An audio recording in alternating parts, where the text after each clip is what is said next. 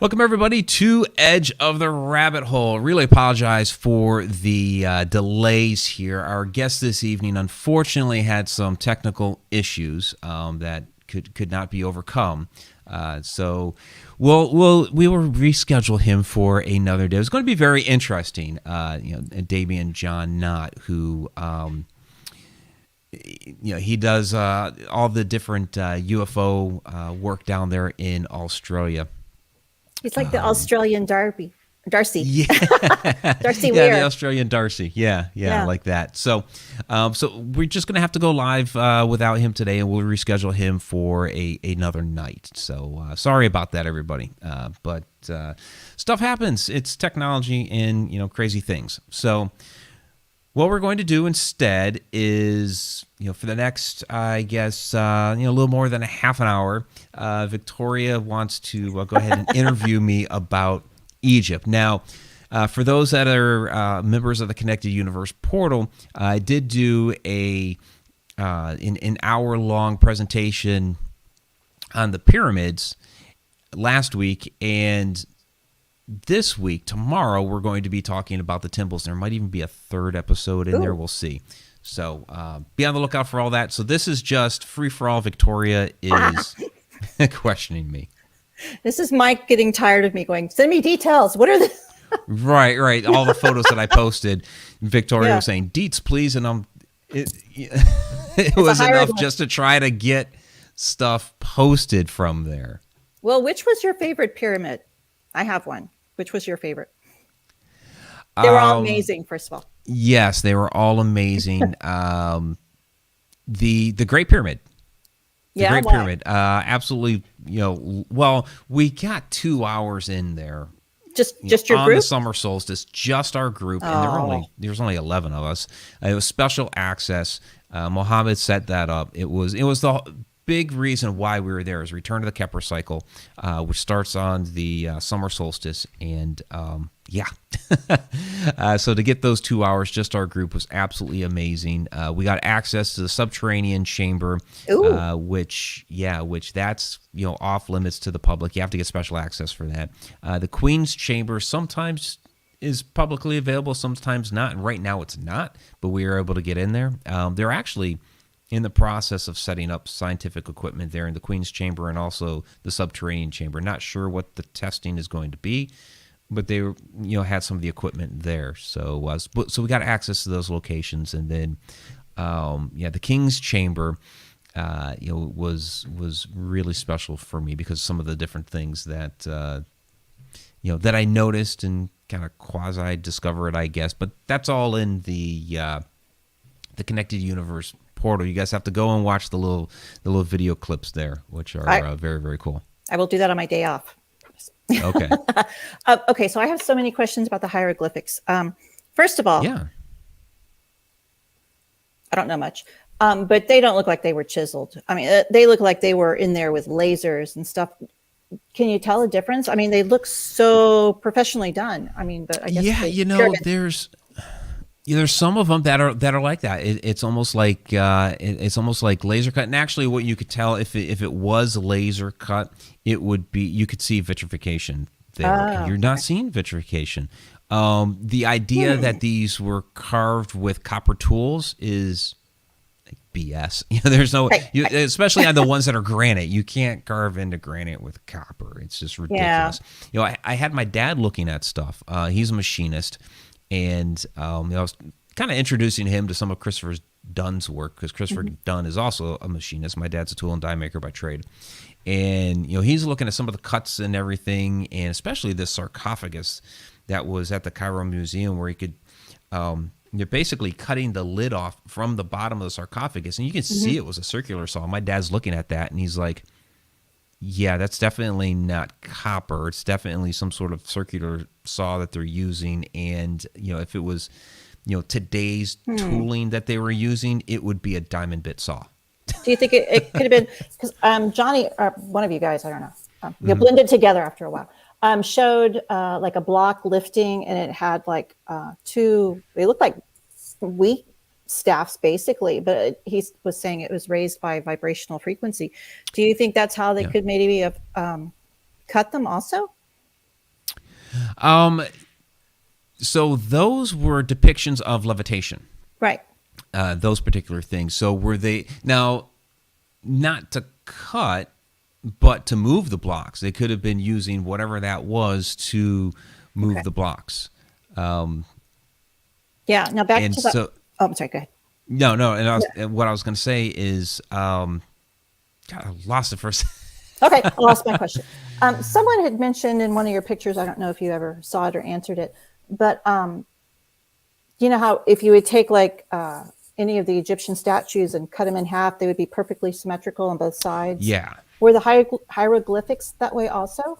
Like if you were to cut them, except for like the birds and the ducks. I mean, that I get. But, you know, right, that would be a little... Yeah, scary. That's a good question because there are, I guess there are some hieroglyphs that might be symmetrical, like the hieroglyph for an R, which is basically a mouth, and it's kind of like oval in shape. I suppose those might be, but yeah, the hieroglyphs by nature, because they're pictures, aren't necessarily and but there are some that you can tell are actually carved. There's some that even kind of look like because there's some sort of plaster that they may have even used some sort of mold or press to put in there. Okay, that was going to be my next question, because I didn't know if the pyramids were built with the blocks and then it looked like they put some sort of facade on it and then actually did the hieroglyphics or the glyphs or whatever you call them into it, or are they actually carved into the big old stones they moved? Because it looked like some places where it chipped away. Yeah, the pyramids have no hieroglyphs. So the hieroglyphs are all in like tombs and temples. Yeah, that's one of the really interesting things about the pyramids, and it's why a lot of people believe that the pyramids predate the Egyptians. That the Egyptians found the pyramids, because there are no hieroglyphs on the pyramids. The only hieroglyph that you find anywhere in any of the pyramids is hidden far away above the king's chamber in one of these little chambers that are above the king's chamber. You kind of have to crawl into it, and it's just kind of painted on there real quick. God, I forget his name, but one of the explorers in the 1800s, claims, and you can't even find it in his journals, but basically there's a claim that he found this up there, but others believe that he painted it on there because he was tasked with trying to date the pyramids and all that, and without any writing whatsoever, you can't do that. And so people believe that he actually painted it on there, because it's just a quick splash of a cartouche that's just kind of scrawled on there. It's very, very unlike any of the other hieroglyphs that you find in like the temples or the tombs or anything like that. It's like this is totally bizarre what this thing is. So, and that's the only one. So that's why a lot of people believe that the pyramids are much, much older than what Egyptologists say they are. Yeah. Okay. So the Sphinx, true or false? Is it Anubis? No. I don't believe it's Anubis. No, I believe it was a lion from the Age of Leo. But a lion's back would be Kurt, not my cats, not my lions. Yeah, but it's not about the back; it's about the head. Yeah, the head was not previously a dog. We're gonna have to agree to disagree on this one. I don't know, because I had a dog. I had a Schipperke, and we used to call him Nigel, Dog of the Dead, because first of all, it would scare our neighbors away, because we'd scream "Dog of the Dead," and they wouldn't come around and bother us. But he had a jackal face, the dog, and so I don't know. He would lay like the Sphinx, with his little feet out, and it looked just. I don't know. You look at other sphinxes around Egypt, and they have all of that same body. That same body is exactly the same, whether they have the head of a lion, the head of a ram, whatever. It's the exact same body. So why would they? That's real different is the head. Why would they have so many references to Anubis through all the hieroglyphs and the works and the statues and monuments, but there's no references to the Sphinx? There are references to the Sphinx, actually. Okay. You see the Sphinx in some different locations. I do have a photo of a depiction of a Sphinx in there in Hieroglyphs on one of the different friezes in there. So you do see it. Okay. Anubis he's basically like the he's kind of like the Grim Reaper of of ancient Egypt. So he's ferrying people over to the underworld. So he's a very important character. Okay. That's cool. So. Okay, so you didn't get to go under the right foot, I take it. No, and there are some questions down there in the chat. Oh, okay. On Sarah. Anything of the Sphinx's left paw. Yeah, from Sarah. And other people are asking me, like the Haglin, do you think the Sphinx predates Egypt and all that stuff? Yeah. What she said. And yeah, so there's the Haglin. There's let's see, where was Sarah? Left paw, and then Alina. What do you think they were trying to tell us? They were telling us a lot. They had star charts and phases of the moon, and there, of course, all the journey of the afterlife, but they also had origin stories. So there were stories of Atlantis. We're going to be getting into that stuff tomorrow when we cover the temples on connecting the universe. So, by the way, for those that didn't catch it, there was a rebranding. Beyond the Shadows is now connecting the universe. So. Tomorrow night, check out all the stuff in the temples. But as far as the Sphinx goes, yes, that far predates Egypt.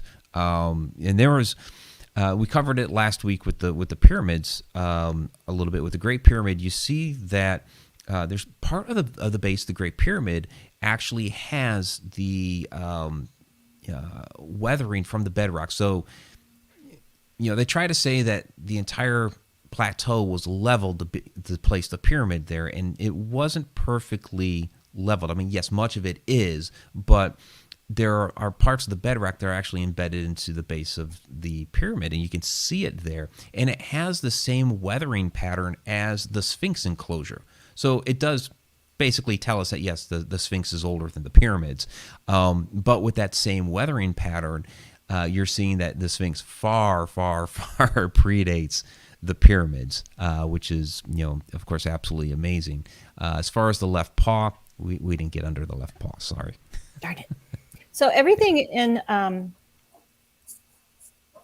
artwork, I guess you could say, there's a really great symmetrical vision, if you want to call it that. And there's only one Sphinx. Now, I've heard that there might be a second Sphinx, but he's just buried. What do you think about that? Yeah, there are people that theorize that there's a second Sphinx that's buried, because you see that on the Dream Stela, and there's some other references to it. So and I asked Muhammad about that, and so basically, he says that there is, but not physically. It's the second Sphinx is a metaphor. So. He would explain it much better than I, but I have to think about that one. Okay. So what was your favorite part? You were there, 10 days, 2 weeks? 2 weeks. Yeah, I was there 14 days. And did you have to wait your 7 hours between? I really wanted to know that. Between coming back, all those 7 hours. Oh, no. Okay. I booked another flight. There was no way. And even with that, so for those that don't know, my original flights coming back from Egypt into JFK, they had me scheduled for 7 hours. They changed the flight times like a month before I was about to fly out. And it's like, are you kidding me? Because they changed the flight time so that when I came back into New York, they had me with a 7-hour layover to fly to Boston, and then another 7-hour layover to drive to Cleveland. And it's like, wait a minute, I could drive from New York to Cleveland and back in 14 hours. You got to be kidding me. They said they couldn't change it, so I booked another flight with a different airline. And see, all this time I was envisioning an Egyptian John Candy, planes, trains, and automobiles. And how is Mike going to get home? He's on the Greyhound now. Okay. No, so I just booked another flight. I mean, if it came down to it, I could have rented a car, I guess, and drove. But so, what was your favorite part? That is a really hard question. I mean, inside the Great Pyramid, that time that we had there, the 2 hours, just our group, was absolutely magical. No pun intended, or was it really? It really was. Okay. It really was. Just day one, we started with the bent pyramid, and it's like the very first thing that we're doing is we're climbing down inside of a pyramid. It's like, boom, here you are. And my legs are killing me after that too. You don't realize just how steep it is, the angle, and it's a long way down, and you have to go back up a bunch of stairs. So it was a workout. But I mean, really, it's, the thing is when you go there, it's like, okay, you see all kinds of photos, you see movies and, documentaries and videos and all kinds of stuff about these places. But until you actually go there and you're looking at it, you have no idea how huge everything is. It is massive. Even just, these temples, when we're talking to the pyramids are, massive, but, the temples are just huge, massive, massive columns. And it's like, how in the world, when they say that we're just coming now into the technology to be able to like build these things and all of that, to be able to lift these blocks and everything. It's like, yeah, no kidding, because these things are just, absolutely massive. So were there giants there? Egyptian giants or? Well, I mean, I didn't see any giants walking around. Well, I mean, there's an idea. Yeah, I mean, the idea is there that there were giants. We did get to see some coffins that were like 12 feet tall. There were some depictions on some old pottery of these, tall humanoid beings. So, it's very, very possible. So we are getting some questions here from the chat. So, like Diane Hilbert, what was the food like in Egypt? that was very on my tasty. List. Yeah, very, very tasty. I loved your market pictures. Oh, that looked fun.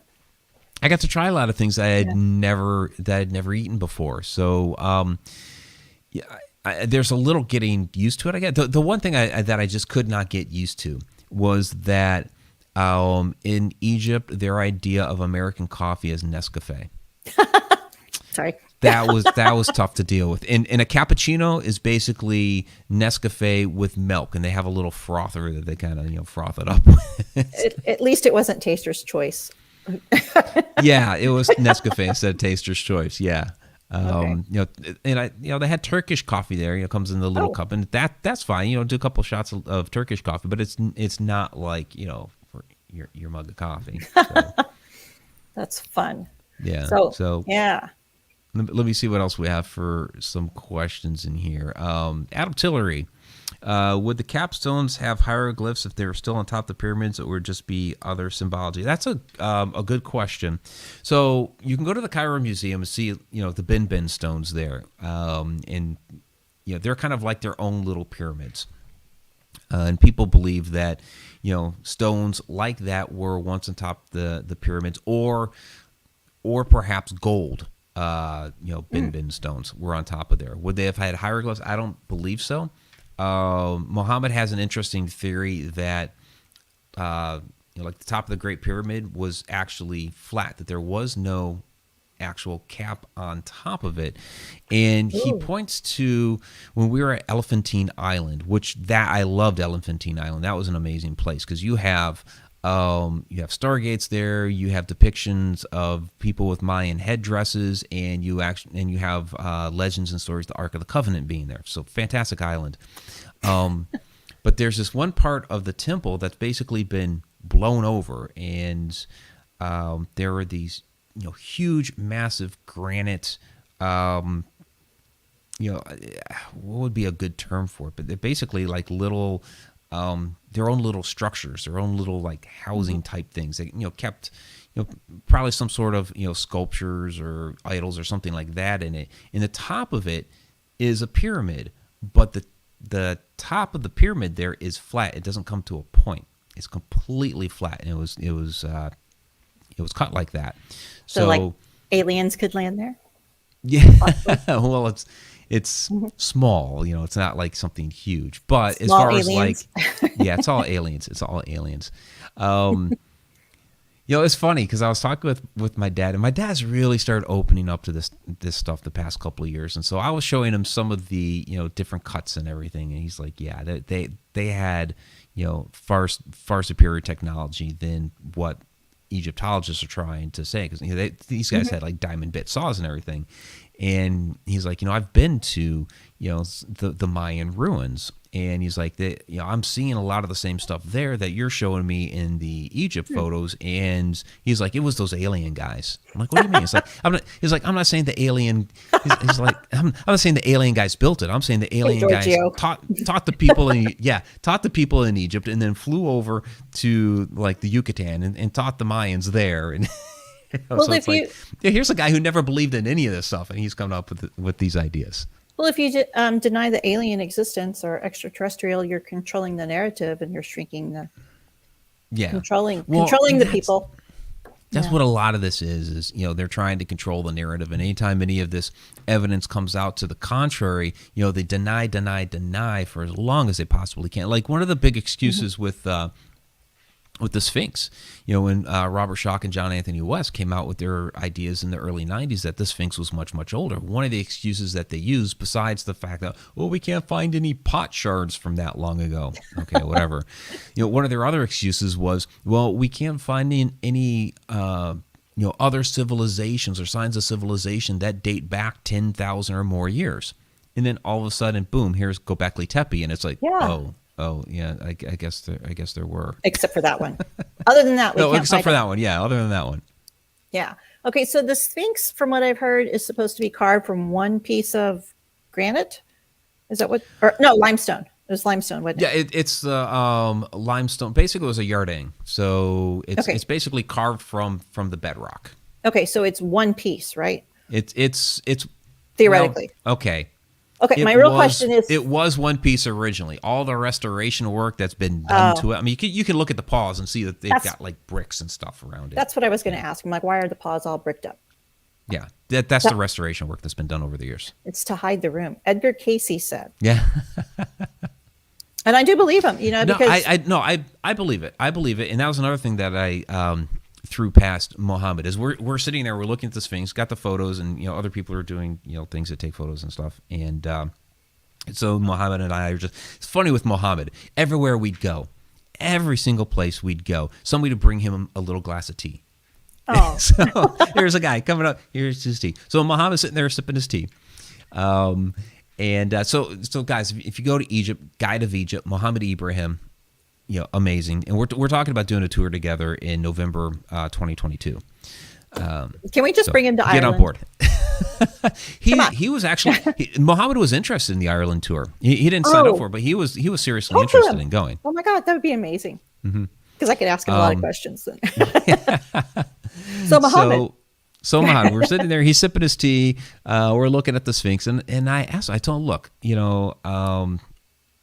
yeah, I've done research on this, and George Reisner back in the 1800s, talked about the the hole that's in the top of the head of the Sphinx. They've since filled it in, but there used to be a hole in the top of the head of the Sphinx, and a lot of people said they mounted a crown on top of the Sphinx, and he had the beard that was mounted on there and all that stuff. We don't know. There are a couple of pieces of the beard that are still around, but no crown or anything. But there was this hole in the top of the head, and according to him, and you can find the newspaper articles. Just do a search; you'll find the illustrations and everything. He said that you could go down into that head in the hole, or the hole in the head. Whoa! that hole in the head, and within the head there was a small chamber. You keep going down further down these stairs into the body of the Sphinx. That had other chambers, and then below the Sphinx, there were temples that were below the Sphinx. And then you see like some other illustrations by the Rosicrucians that show temples beneath the Sphinx. A little bit different than what George Reisner had depicted and described, but still they're there. You had the resonance testing done by Schoch and West, and Muhammad was like, yeah, they started doing that testing for the seismic testing, and it's like the authorities showed up in 2 hours, boom, they were done. They booted them out. And then Yeah, so there's stuff there. We don't know exactly what it is or what it looks like. You know, if there was a Hall of Records there, those are going to be gone. Well, those would have been carted off. That's where the Atlantean Hall of Records were. Okay. I know you need to do blah, blah, blah, to do GPR, the ground penetrating radar. Mm-hmm. Do you actually have to have a device on the ground, or could you do it from like a satellite? I mean, because technology. To do ground penetrating radar, yeah, basically you're taking that GPR device and you're rolling it across the ground. So I don't know. You couldn't do it. I mean, Star Wars. Not that I'm aware of. I mean, Space Force, man, come on. Right. Get our satellites to do it. I know what you mean. So it seems like if you could just crank up the topography satellites, Google, send the Google car. Yeah, Google would have it. Google car. So Sarah's asking, did your tuning forks resonate with the stone? Oh yeah. So I did try the tuning forks in there. That was an interesting thing. So go back and Sarah, you're a member, so go watch that video from last week, the Connected Universe portal. When I talked about the pyramids, because I do talk about that, in which I had to kind of sneak filming myself using the different devices because they don't like that, and we get not only Mohammed in trouble, but actually the archaeologists that let us in there. They're very, very sensitive about who goes in there with what devices, and even the meditations that people were doing.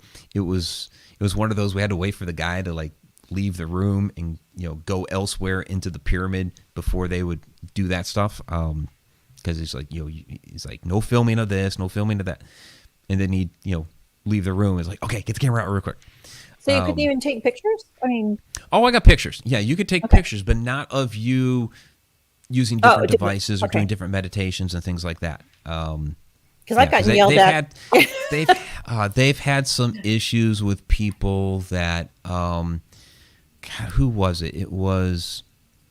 I think they said it was some Germans went in there and filmed, pornography and thrown it up. Oh my God. Pornhub. Yeah, it was ridiculous. So they've had some crazy stuff go on in there, or people doing different ceremonies that they don't want to have happening in there. So yeah, and they're like, look at us doing this inside the Great Pyramid, and that's disrespectful. So it is, and so they've kind of put the kibosh on a lot of that stuff.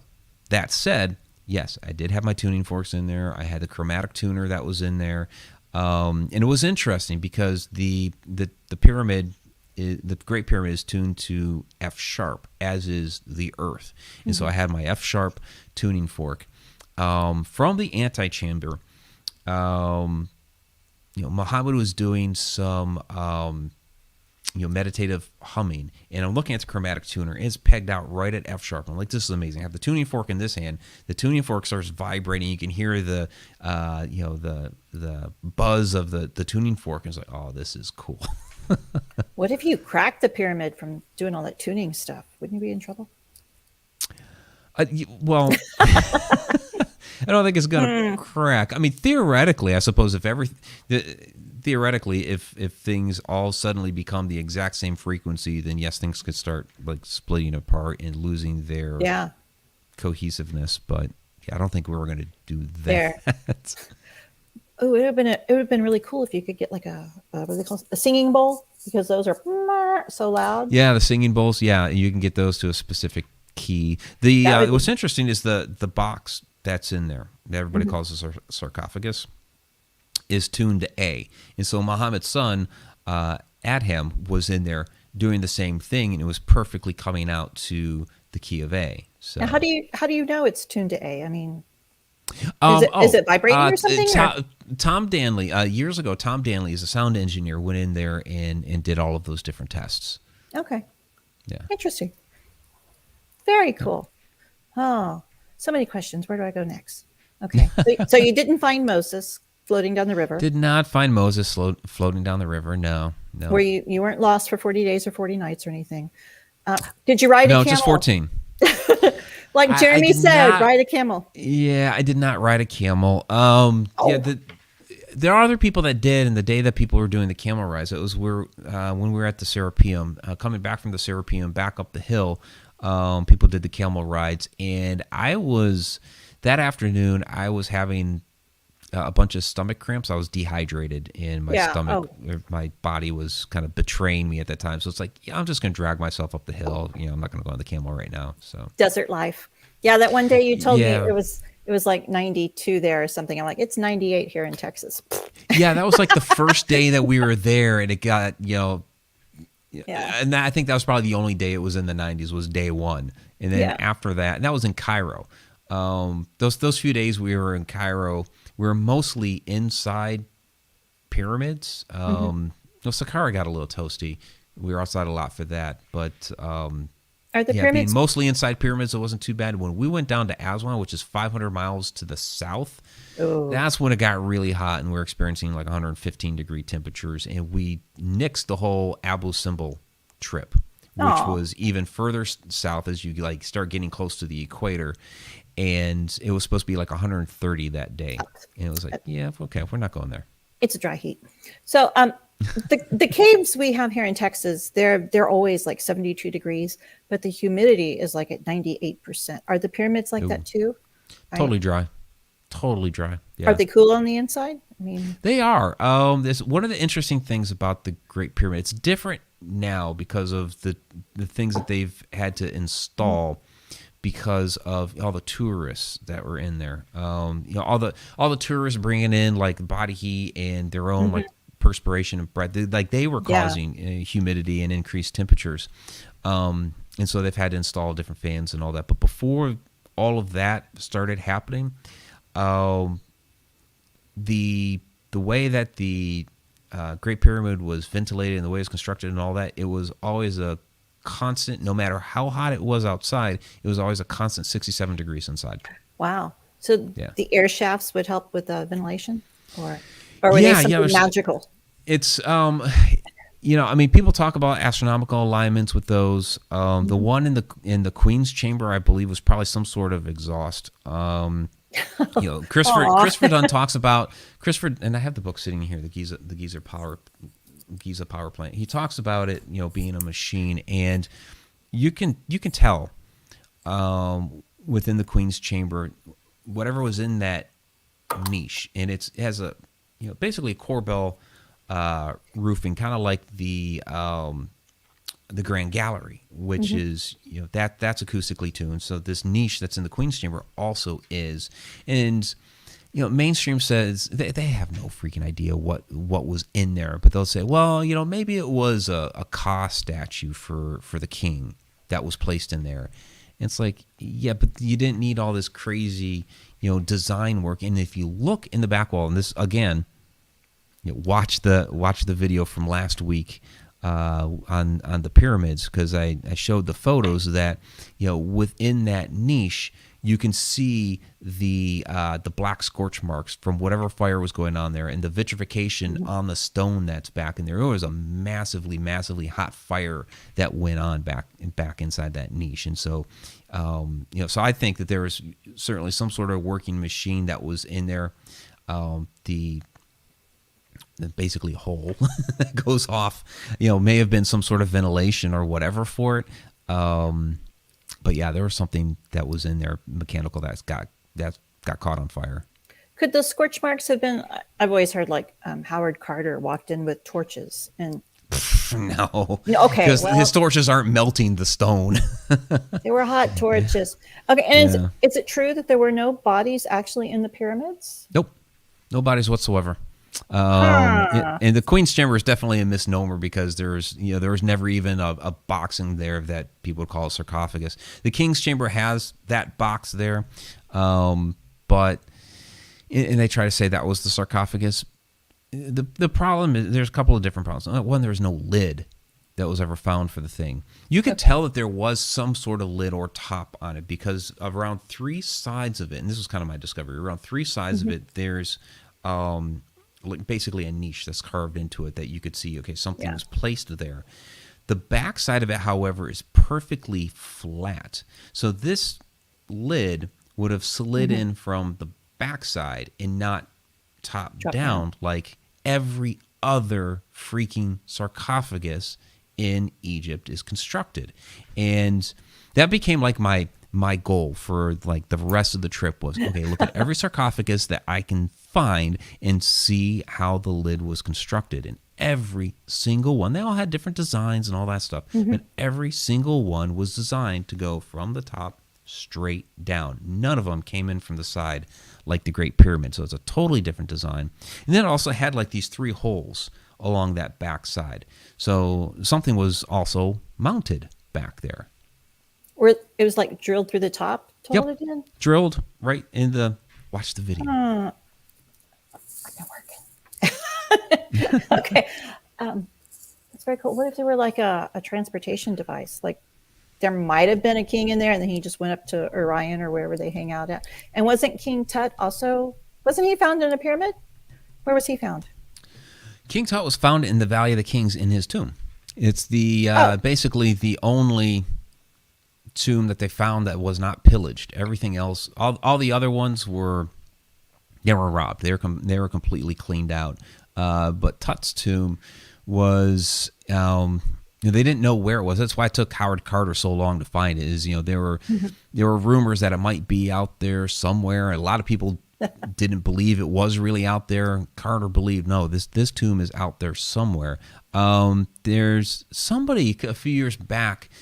In their attempt to figure out why, it was hidden, it had to do with something with like, or their idea was there was a massive rainfall that came about one day, caused some sort of mudslide of all this stone down the hill and covered the entrance of the tomb. I think it's probably kind of speculation that happened, but in any case, the tomb did get completely covered and nobody knew where it was, and so it was pretty much left unscathed, where all the others were, totally robbed. Well, did they have the monsoons? Because the first day we moved to Arizona, I'd never even heard India. Yeah, sure, but Phoenix, no. I mean, we had a microburst monsoon and our fence fell over, and those are really intense, hard rains. So it could have had a monsoon.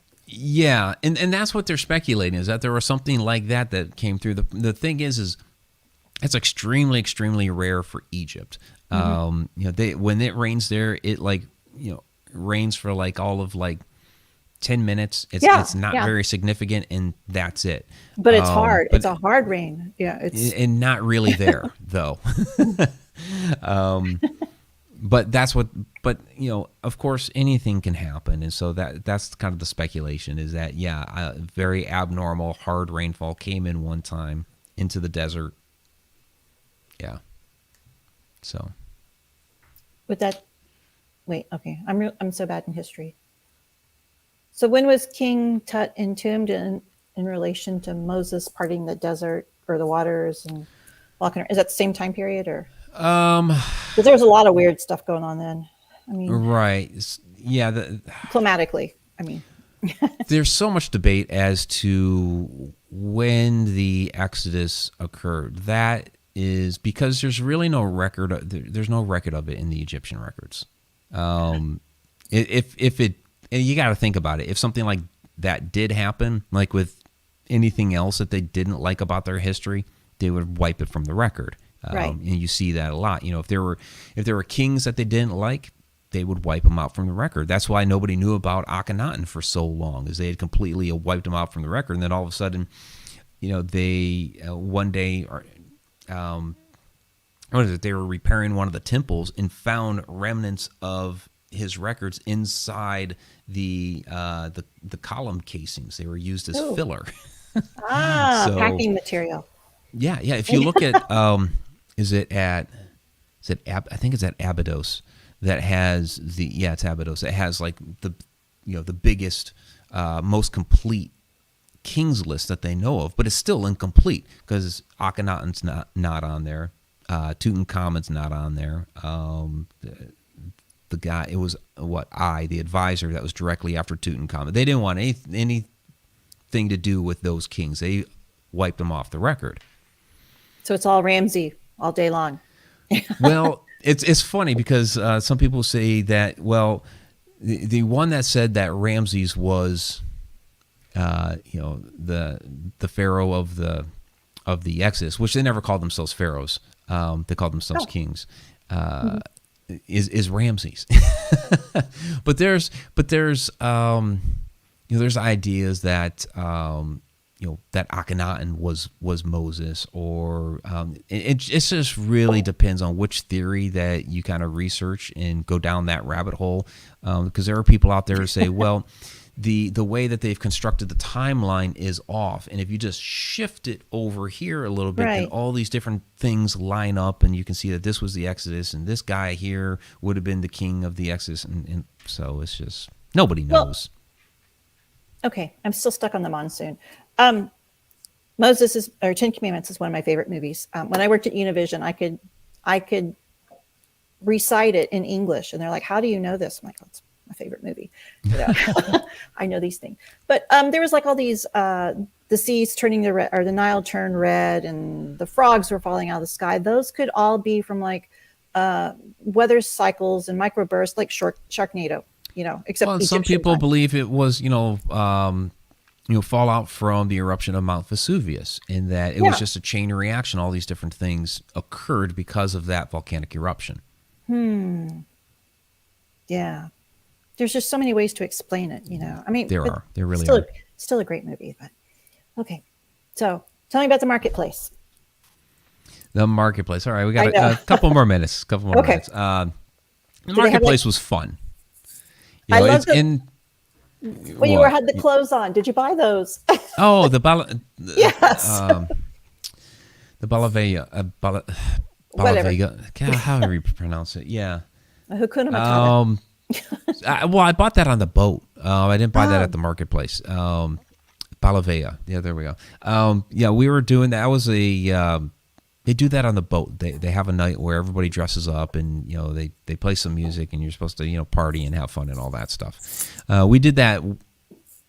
Well, there were 2 nights that we were supposed to do it. The second night, nobody was really up for it. We were all kind of like bleh. Because it was toward the end of the trip. Some of us were kind of suffering from dehydration and all that for being out in the sun so much and just getting fried. I'm still listening. But the first time it was a lot of fun. And so we didn't buy that stuff at the market. The market we did like the very last day. That was the very last thing that we did, and then Victoria's just gone. No, I'm still here. There was a chicken nugget hitting my foot. I was going to show you the chicken nugget. Nicole wants him. I'm going to send him to you. Oh, okay. So it was the very last thing that we did on the tour. When we got back on the bus after the market, Muhammad was like, "This is the end of our tour." But it was a lot of fun. I mean, we just really got to see like a small part of the Cairo market, because it goes on and on and on. It's absolutely huge. But there are parts of it that, as a tourist, they kind of don't want you going down. Even though it is. Well, I mean, it's. Still, it's a relatively safe place. If people ask me, is it safe? It's like, yes, it's safe. But we also had, Muhammad has like a small security detail that he keeps with us just in case. That helps. Because people could get themselves in trouble. Because there's, people can get pretty heated haggling back and forth. And that was kind of the fun of the market too, was doing that haggling part of it. So it was a lot of fun. There are all kind of these nooks and crannies, and people were relating it to like Diagon Alley from Harry Potter, because you'd go up and downstairs. There'd be a sign that says exit, and so you go. You're trying to find your way out, and there's a sign that says exit, and you're actually walking into somebody else's shop. Like, oh, you tricked me. Okay. I thought of like on the road movies. Look, he's not my cat. Not your cat. Okay. But it's the kitten. Chicken nugget. He's coming to you. Okay. Nice. Yeah, no, it just reminded me of like the Bob and Being on the Road movies. Like, you're expecting, Dorothy Lamar to come running out or something. Yeah, not quite that. Oh, but, well. It was a lot of fun, because you go down there and you buy like raw incense and spices. So, and all kinds of souvenirs and stuff. So I brought home like the actual like frankincense resin, saffron, and all kinds of stuff for Nicole. Oh, that's nice. That would be the place to get it. Oh yeah, definitely. It's like, if I'm gonna get it from anywhere, I'm gonna get it here. I got her. nice big bottle of the frankincense oil. I got our lotus oil perfume, and just Ooh, ooh, the beauty secrets of the Nile. That's right. That's right. I've heard about those. Cleopatra. Yeah, fantastic stuff. It looked like an amazing trip. I wasn't jealous. It really was. I highly recommend it for anyone, and and people wanted to know about was it safe to travel and all that, and because people look at they see the news and they see stuff like England has put Egypt on there. They've red listed Egypt, and it's like, well, they didn't red list Egypt because of the COVID cases, because Egypt doesn't really have very many COVID cases. They're just not getting it down there. They have more problems with the flu than they do with COVID, and because they're not having problems with COVID, Egypt isn't really vaccinating, and that's why England put them on the red list, because Egypt isn't vaccinating. And Egypt's like, why should we vaccinate? We don't have anybody with COVID. Yeah. To get into the country, you have to pass a COVID test, which I did. So they're not allowing anybody into the country with COVID, and kind of just in case, you get a test before you leave, because you need to have a clean test getting back into the States. So, but yeah, the UK red listed them. Spoil sports. So it's just politics. That's all just politics. Mm-hmm. Yeah. Oh yeah. They're like, we want you to vaccinate, and Egypt is like, we're not vaccinating. Well, so what's next? Where are you going next? What's next? Well, next would be Ireland, as far as like world type tours, but stateside, that's the Michigan Paracon up in Sault Ste. Marie. So that's at the end of August. And Nicole should be with me for that. And Vulture City, more of the desert. Vulture City, that's in the fall. So after Michigan Paracon, there's Mass Paracon in the middle of September. That's the 17th to the 19th. Then there's La Cruces, New Mexico. That's at first weekend of October, and the second weekend of October is that's Vulture City. And I forgot about one. I got an email on it here recently because it was scheduled 2 years out, and that's it's DeadCon in Fort Wayne, Indiana. That's the weekend after Vulture City. So we'll see about that, because I'm probably gonna be fried. No. When you go to Vulture City, if you can, go to the Painted Desert or Jerome, because they're not too far away. But those are we're looking places. We're looking at taking, because we have a week in between there, or at least 5 days. So we're looking at some different things to do. So I still have the key to my house if you want to go try it. Oh, okay. Hi. Hopefully they've changed the locks in 5 years or 8 years. I hope so. It was a nice house. Has a pool. So I did want to throw this up there. I did answer this down in the chat. This is from the Haglin. Where can I find Mike's Egypt Talks? You can find that connecteduniverseportal.com. There's a 30-day free trial out there if you want to go and check everything out. But we're updating that all the time with all kinds of stuff. There's also a very cool. It's a 14-day travel blog that has all kinds of videos and everything in it for Egypt. But also, if you go down to the special features section, you can find it's this fantastic 15-minute back and forth between Mohammed and Johnny while we're at Edfu Temple, and we're looking at the origin stories there that basically have part of the Atlantis story there. And so it's this whole back and forth between Mohammed and Johnny on Atlantis and what we're seeing there at Edfu and the Stargates, and it's really, really cool. So Atlantis and Egypt are connected? I've tried to find... Oh, yeah. I can't find anything. I've been looking. I've been Googling. There are definitely... the Atlantis story that Plato talked about came from Egypt. His grandfather, Solon, got the story from Egypt, passed it down to Plato, and so basically Plato's telling us the Egyptian story of Atlantis. So then there are a lot of people that believe that, and there's a lot of different ideas, but there are a lot of people that believe that the Egyptians who came and settled there, that discovered the pyramids, were the remnants of basically Atlanteans that survived the cataclysm that destroyed Atlantis. Hence the library going under the foot, or they just happened to Right. be there. Okay, that's really cool. More to read on now. Definitely.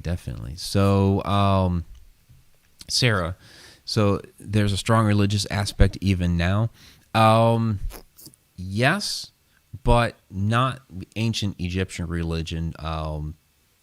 It's a Islamic country, so there's and you have Coptic Christians there as well. Those are the two primary religions, but it's an Islamic country. So you have calls to prayer, and they will blast those at 3 a.m. You'll get woken up. When we heard that a lot while we were on the boat. When we were in the couple of hotels, we didn't really hear those so much. But when we were on the boat, especially the which port of call was, but we were right there next to a mosque, and we could hear it. People don't know this, but Luxor Temple has a mosque right inside of it because here's what happened. So, here's Luxor Temple. The Coptics came in there. They're like, we're going to build a little Coptic church here within the old temple, because that's what people did. Okay, this is an old temple. It's a site of power.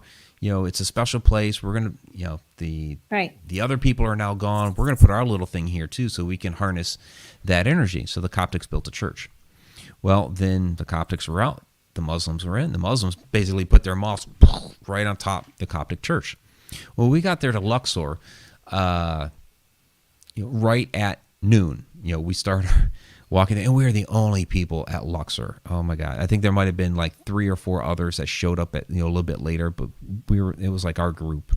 But we showed up there right at noon as they're doing the call to prayer, and that's my video. The first part of that walkthrough in Luxor is just shot, because all you're hearing is the call to prayer, and that goes on for like 15 minutes. Wow, that's amazing.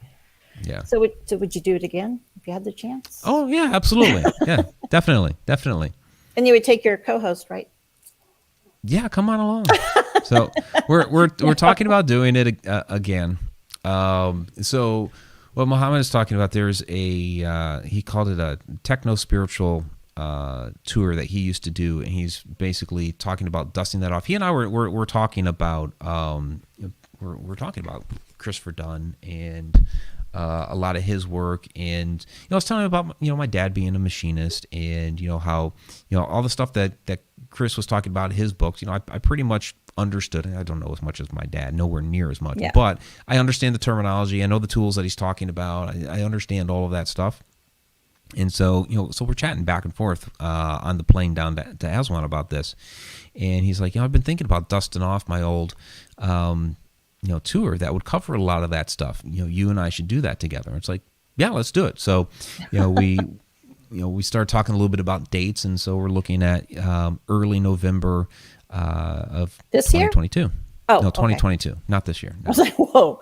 Okay. No, not this year. That's not enough time to get it together. So. Oh. So Ireland, then back to Egypt. Yeah. Get me busy. Yeah, absolutely. So Sarah's asking, when will you start talking about Shadow Dimension episode? So I did film a little bit for Shadow Dimension season 2 while there. In fact, Johnny grabbed a nice piece of interview footage of me questioning Muhammad about shadows in ancient Egypt and all that, which I do cover in the Shadow Dimension docu-series, which if you haven't seen that yet, a great way to watch it for free is on Tubi TV. So you can go to shadowdimension.com and click on the link, or you can just go to tubitv.com and search for Shadow Dimension, and you'll find it. So you can watch it for free out there. There's going to be commercials in it, which is why you're able to watch it for free. But it's a great way to do so. Yeah, definitely worth it if you haven't watched it on like Vimeo or Cosm or any of those others. So did you have any paranormal experience? The cat's got me flustered. Did you have any paranormal experiences while inside the pyramids? I can't say that I had a paranormal experience while I was in there. It's not like I saw any ghosts or spirits or anything like that, but I could feel the energy. Yeah. So yeah, I had an energetic experience there, for sure. But I can't say that, I saw, like those light beings and things like that people said that they've seen in there before. I didn't see any of those. So no shadows or anything, or? Not really, no. Okay. Oh, No. I thought we were on there. Okay. Yeah, there was a photo. I saw Nicole was down in there, and she picked up on a woman. Oh, it was at the Temple of Philae, and she had seen a woman standing in one of the photos. Of course, the woman's not in the photo, but Nicole, through her mind's eye, I could see her there, which is interesting because I had to kind of question. Okay, because the Temple of Philae is one that they moved when they built the Aswan High Dam. Ooh. So it's like, okay, so is that a woman from the temple, or is that a woman from the island that they moved the temple to? Well, which is it? I don't know. Season two will tell you. Okay. Well, that's interesting. Get her to sketch it out if she can. So, question here. This is from the Facebook broadcast. Did Muhammad mention anything about the Jinn? So, good question. And basically that is, like the Arabic interpretation of shadow entities gets into their lore, their legends of lore of the Jinn. And not so much did I talk to Muhammad about that. Muhammad, when I talked to him about it, we talked about the ancient Egyptian concepts of the different parts of the soul. Who I did talk to about that was Muhammad's son, Adham, who has an interest in the Jinn and shadow entities and all that. So I talked to him a little bit about it, and he put me onto some different people over there that have dug into the Jinn, and so I haven't really had a chance to look into that information yet, but he put me onto a few people over there. Very cool. Very, very cool. Okay. So is there anything you miss? Are you having like withdrawals from maybe the coffee, the Nescafe or whatever? Oh God. Yeah. Just coming. Well, I missed from here real coffee. I could not take the Nescafe stuff anymore. I mean, I ended up like occasionally doing the cappuccino just because I needed something. Yeah. So I've already told Nicole, next time I go over and, if she comes, we'll put it into one of our suitcases. I'm bringing a coffee maker. I'm bringing a coffee maker, and I'm bringing coffee, and I'm going to make real coffee. Can you bring things into the country? I mean, I know some countries you can't bring plants and food and stuff like that in. People brought all kinds of like, and I had. Nicole got me like Kind bars and Cliff bars and all sorts of stuff like that, and I left them on the counter over here. Oops. Oopsie. I think I had 2 Builder bars in my backpack that I'd bought separately at the supermarket, and like the boxes of stuff that she bought me, I left.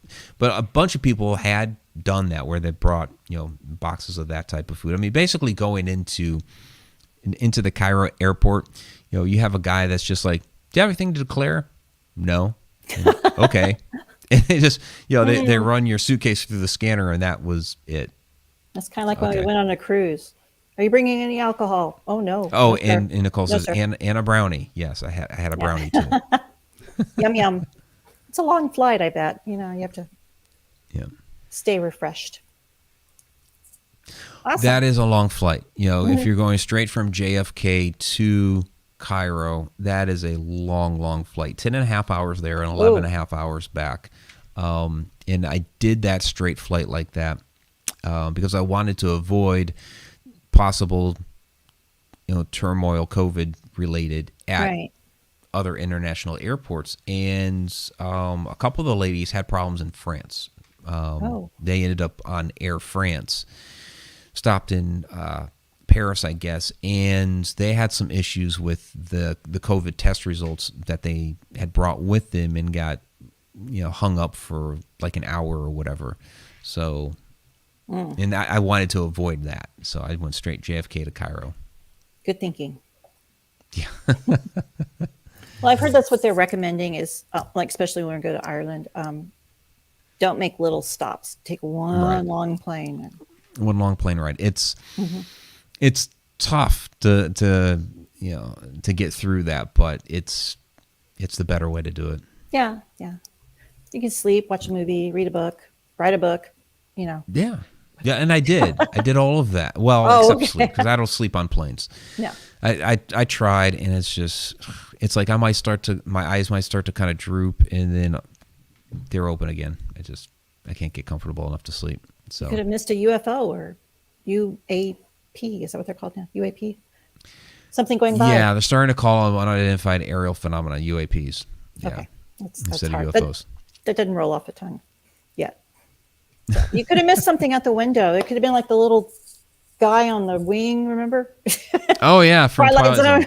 Yep. Yeah, No, I tried to look out the windows as much as I can. Especially, I couldn't really do so much on the way there because of where I was sitting. But on the way back, I had a window seat, and it was driving me nuts. So we left at like 9:30 in the morning to fly back to New York, and I'm looking down. Okay, I see the Nile Delta. It's beautiful because that's all green. And then there's the Mediterranean Sea. Cool. I'd never seen the Mediterranean before. And you see a little boat down there. And then it was about 10:30, and the flight attendants are nagging me because they're like, you need to shut the window because they're turning off all the lights, and I guess basically they're allowing people to sleep. And I'm like, I slept last night. It's the middle of the day. I have a window seat. I want to look down at the world. That's the whole point of a window seat. So it's like, I was like, oh, there's Turkey. I've never seen Turkey before from the air, and like there's the Black Sea. And the Black Sea is a lot bigger than I thought. And every once in a while they'd come over and bug me about closing the dang window. I'm like, I'm looking out the window. So big hellraiser, you. yeah. When we went over the top of Denmark, because of the altitude that we're at, I'm seeing the entire freaking tip of Denmark. East coast, west coast, and then the north coast, the whole top. It's like, well, that's pretty awesome. Once we got past Denmark, because we were going north of the UK, we weren't even gonna pass over the land. I was like, okay, there's nothing more to see here except ocean water. It's just you're looking at blue. So I was like, fine, I will go ahead and I will close the window. And not more than 10 minutes later, they turned on all the cabin lights to serve lunch. Can't win. Can't win. Nope, oh well. Nope. Well, it sounds like an amazing trip. It really was. It really was. So, all right. We're going to go ahead and wrap it up. So, again, we will bring Damian Knott on another time. He had some technical issues, and we couldn't get him on. He couldn't hear us. We could hear him. We could hear him just fine. He couldn't hear us, which makes an interview kind of difficult. I have my notes. I was holding up notes. Yeah. So we tried for like a good 20 minutes, and we had to get the show started. So we'll figure out another time to bring him back. And he sounds interesting, like a very nice guy. Yeah, very nice guy. He does a lot of he's a ufologist and documentarian down there in Australia. So be very interesting to get perspective from somebody from complete opposite side of the world on phenomena that they see there. So he has a really good YouTube channel. He's got a lot of stuff out there. Mm-hmm. Mm-hmm. So I've enjoyed it. So. All right, so let's go ahead and get to some shout outs here real quick. And I want to thank Alina, of course, for moderating the chat. So let me give her a little thumbs up down here. Boom. All right. She's awesome. On our little chat over here. Let's go ahead and get to the... Well, I do have to thank Robert Hanna for the early on $5 super chat. Appreciate that. So I know he'll be tuning in later. Let's get to the participants tab. I want to thank, of course, Nicole, Guiding Echoes, for joining us. There's County Chris Sutton's in the house. Great to see you, Chris. There's Haunted Road Media's Fairy Queen, Diane Hilbert. Helen Espinoza, thanks for joining us tonight. Sarah Youssef, thank you as well. Thank you for all the questions. Stacy Comiskey, thank you once again. TFT Tarot for today, thanks for joining us. There's the Haglin and Tracy Christian. I know Adam Tiller was down there, and let's see who else. Going to scroll up through here a little bit. Yeah, Nicole went to sleep. Project Paranormal, thanks for joining us tonight. She missed the cat. The cat was for her. Yeah, the cat was for her. She saw the cat. Oh, okay. Yeah, we chatted about. I saw her comments on that. So. We chatted about the cat. Oh, okay. There's Stanton's Journeys. That's Chris Stanton. Kathy Salento. Great to see you. Betty Lange, Grand Old folks. She already took off for the evening, but good to have her in here as well. And I think that's probably going to be about it for now. So, again, thanks everybody for joining us this evening. Join us once again next week, of course. And tomorrow night, we're going to be going into a deeper dive on the pyramids and the temples. Last week was Egypt and the temples. Last week was the pyramids. Tomorrow is the temples. And so that's on the Connected Universe portal. Connecting the Universe is the new title for the show. No more Beyond the Shadows. It's Connecting the Universe. And you can find out how to access that through connecteduniverseportal.com. There we go. Sounds fun. I should be home in time. Okay, great. I'm getting off of work on time for a change. Hey, all right. Yes, one day. One day. There you go. Yeah. All right. Well, everybody, have a great evening.